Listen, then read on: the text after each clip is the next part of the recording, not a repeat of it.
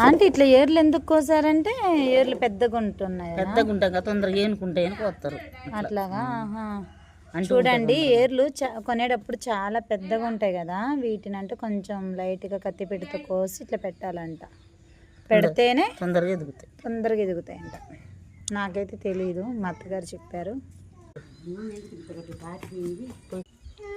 వంగ చెట్లు వేసేటప్పుడు ఇట్లా వాటర్ పోయాలంటండి, వాటర్ పోసాక ముక్క వేయాలంట.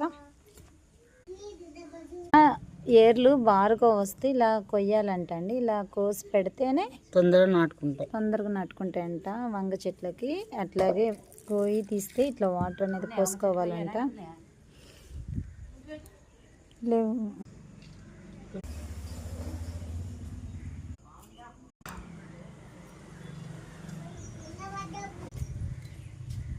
బతుకుతాయా లేవంటారు ఈ కనకాంబరాలు?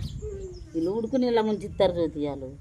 నాకు అనుభవం, ఎందుకంటే చెప్పాలి, నేను ఏసి పిచ్చిదానైనా కనకాంబరం చెట్ల కొని కొని కొని అదే నేను ఎన్నోసార్లు కొన్నా కానీ ఎప్పుడు బతకాల. ఈసారి బతకకూడదని అట్లా చేస్తారు. వేడి నీళ్ళలో ముంచితే చనిపోతాయి అంటే ఏర్ల వరకు. ఆ మ్యాక్స్ కూడా వస్తుందండి మొక్కలు వేస్తుంటే. మ్యాక్స్ పీకకూడదు, ఇట్లా దగ్గర చూడు విత్తనాలు వేస్తామంటే. మ్యాక్స్ ఏం చేస్తున్నావు నువ్వు?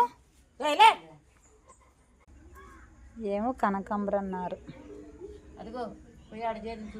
మ్యాక్స్ ఏంటి మ్యాక్స్ మొక్కలు వేస్తుంటే నువ్వు ఏంటి, ఏం చేద్దామని పీకేద్దామన్నా మొత్తం?